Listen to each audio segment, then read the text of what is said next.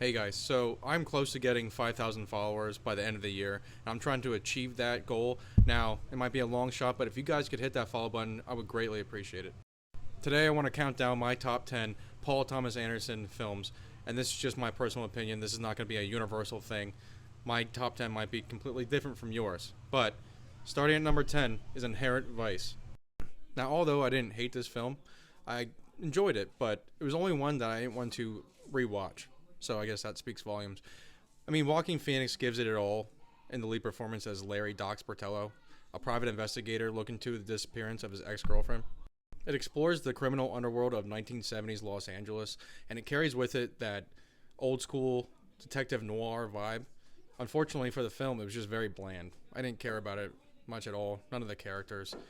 Um, he made this film shortly after The Master, also starring Phoenix, and it was just a big, you know, downgrade if you ask me. And we'll get to that film later. Number 9, we have Licorice Pizza, another film that I wasn't too high up on. Alana Haim and Cooper Hoffman, son of the late great Philip Seymour Hoffman, star in this coming-of-age movie set in yet again 1970s Los Angeles, and to be more specific, San Fernando Valley. There's no actual plot to this movie, and that's not always a bad thing, but it just kind of shows the lives and the ups and downs between these two characters and the awkward relationship that they share with each other. What this film does have going for it is that it's just bursting nostalgia from that era. I mean, and yeah, as usual in a Paul Thomas Anderson film, the soundtrack is phenomenal.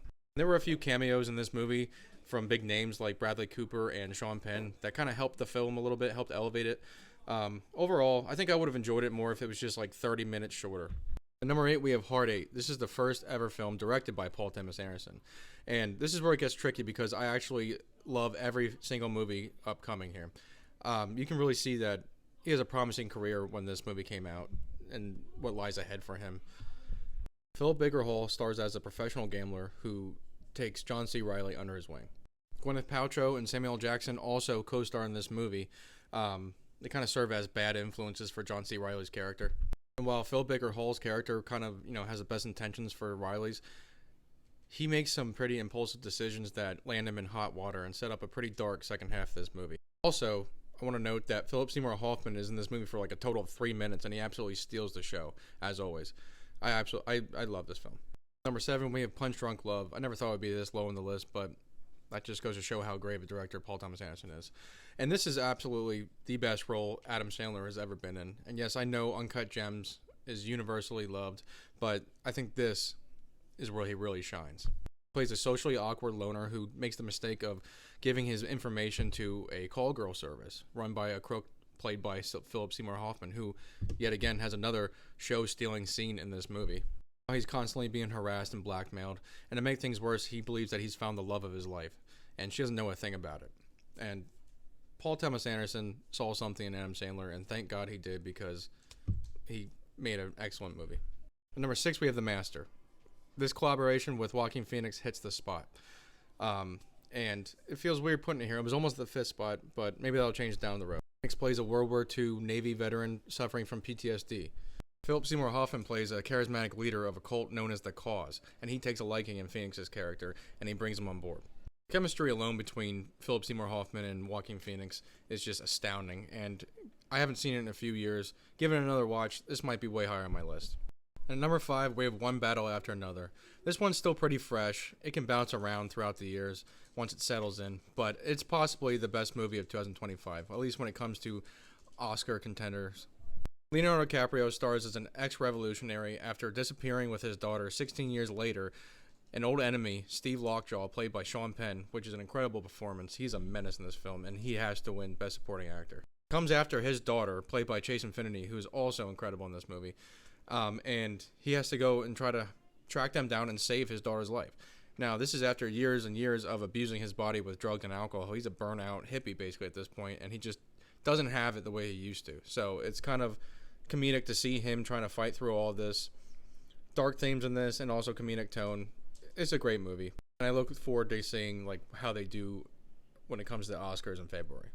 Number 4, we have Magnolia. And I just had a rewatch of this the other night. And I just love movies that you can see multiple perspectives of others and how their lives unfold and intertwine. It's a huge selling point for me when it comes to film.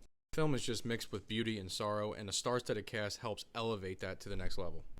Everyone here is in pain in one way or another, and I experienced a bunch of different emotions while watching this, and I think those were the intentions from PTA. At the end of the day, it's a melodrama that doesn't come off as too cheesy or trying too hard, despite the circumstances or the wild finish. Presenting themes of loneliness and regret to a desperate human need for connection, I feel like this film just hits the spot. Number 3, we have Boogie Nights, and this movie, to many people, will be their number 1, and I can't argue with them. It's that good. Another movie I just rewatched recently, and Mark Wahlberg got his big break from this movie. He stars as a gifted man who finds success in the adult film industry in the late 70s. Burt Reynolds stars as the big-time director who kind of pulls him in and runs with the energy that he brings to his films. It's hard to believe this is PTA's second film. This feels like a big-time picture from a seasoned director. Provides an absolutely stellar soundtrack that breathes life into every single scene. And really, it starts off as a movie of like the life of a rock star, but slowly transcends into a dark and depressing reality check for every character included. I mean, it's a great film, and it's incredibly rewatchable as well. Number 2, There Will Be Blood. And this was my number 1 for the longest time. Daniel Day-Lewis just knocks it out of the park, just like he does with every role he's ever played in. He plays a silver miner who hits the jackpot when he finds his success and fortune in the oil business. He becomes a self-made tycoon. But as this fortune grows, the constant need for power transforms Lewis's character into a corrupt and isolated man consumed by his own ambition. Paul Dano also plays a supporting character in this movie, a sniveling preacher who hides behind the church to mask his own greed. This movie would be number 1 all day, any day, if it weren't for Phantom Thread. Now, I remember seeing this movie come out and thinking, I have zero interest in or zero urgency to watch it. But then I saw one paddle after another was in development. I was like, all right, let me watch all of his films. Something I haven't seen was Phantom Thread. And I was completely blown away. Not only is this my favorite Paul Thomas Anderson film, it's one of my favorite films of all time. It's that good. Daniel Day-Lewis plays a narcissistic dressmaker in 1950s London, and he commands every scene that he is in. Johnny Greenwood composed a score for this movie, and it is absolutely beautiful. Alma is a woman who comes into his life. You think they're in love. She becomes his muse. But just like all of the other women, he finds something wrong, and he plans to discard her. Now, she's willing to stand out and prove that she is not like the rest of them. And that's all I can really say about the movie. It's not a conventional movie. As much as you think it is going in, it's not. It's pure gold. And it's my favorite PTA movie of all time. This was a long video. If you stayed until the end, thank you very much. Hit that follow button and let me know what your favorite PTA movie is in the comments.